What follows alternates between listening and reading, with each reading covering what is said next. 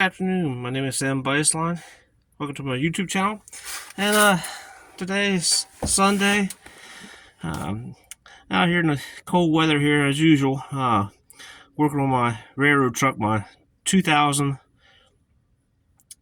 06. But this project here was supposed to be a simple project, just like anything else I do. It turns into a nightmare. You go to the parts store and they ask you all the 10,000 questions they always ask you about your vehicle, and they give you the parts. And you come home here, and next thing you know, you take the parts off, you realize they don't match. So that's sort of what happened here. You think it's a simple project.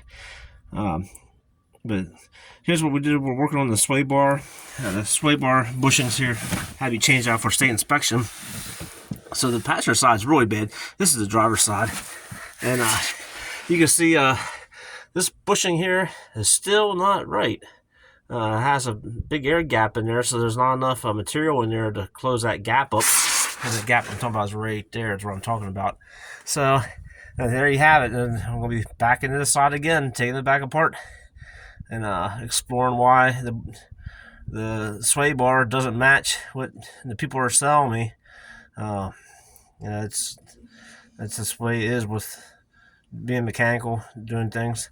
And but one thing did work out good is this link here worked real good. That came out nice, so that was well worth going back to the parts store and getting the correct one there again. So something else I want to point out here that a lot of people have been doing, I see, is with the camber, cast and camber. These General Motors, the Chevys, all came through the factory with the little plastic inserts up here, right in this little slot right here. There's a little plastic piece that goes in there. Well, that plastic piece is set for perfect alignment from the factory. The alignment shops, they get in there and they dig that out, and they break them out, and they make all kinds of adjustments and everything that way. Next thing you know, your tire's wearing all kinds of crooked. And then next thing you know, you take it back to the alignment shop, and all you got to put it back on alignment again and do all kind of crazy things. I tried tracking down those little plastic inserts. I wasn't able to find one at all. Nobody sells them. It was apparently factory only. What I did do, though, is I found one on a vehicle at a junkyard to compare my kilometers, and I checked from this pin down to the very end of the slot. That's exactly 1 inch, and it's 1 inch here. So I set my truck up 1 inch here, on the front and back, and on this side of the driver's side and the passenger side, and my tires have not wore yet. I have been at the vehicle factories.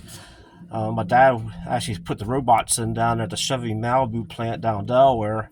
So when they had open house, that was the first factory I ever went in and seen how they made things.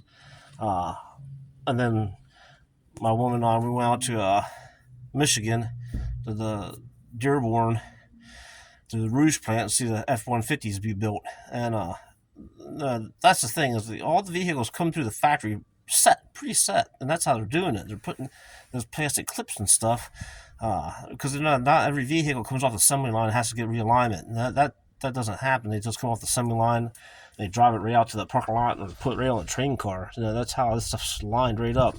So knowing that, it's very important to not knock these clips out, these little pieces that go in here. You'll see them, they're made out of little white plastic and has a little pinhole. Put them back in, and if you can find them in a junkyard without breaking them, that way it's set vertical. That way that tire ain't gotta wear, because tires are pretty expensive nowadays, and that's a problem. But as you can see, I turn around here and paint everything again. With all the corrosion and the rust here in south central Pennsylvania, just eating our vehicles up from all the corrosion from the road salt and all the calcium. It just eats our vehicles. And then also, too, just let you know that this is being four-wheel drive, this is the drain plug right here for the front differential. You'll find out there. And then the fill for that is right there, too. That's the fill for the 90 weight. Make sure you'll be able to take that plug out and put your finger in there and do a dip test, and that's how you find out how much 90 weight you have. All right, so I guess here we are again, working on underneath the vehicle on a Sunday. And like I said, I got my 2 tie butts here, and the railroad tie butts cut down, and I got myself a railroad tie plate right there. And that tie plate's 2 times older than this truck, and it's doing its job. then got turned upside down and as extra support. That way the vehicle don't drop down. Now, like I said, I just want to thank everybody for watching my YouTube channel, and we'll see you on the next go around. And hopefully we'll figure out what's going on with these bushings here coming Monday. I want to get back to the parts store and figure out why this torsion beam, this sway bar beam here is having problems with these bushings here. Okay, well, see you on the next go around. Thank you for watching.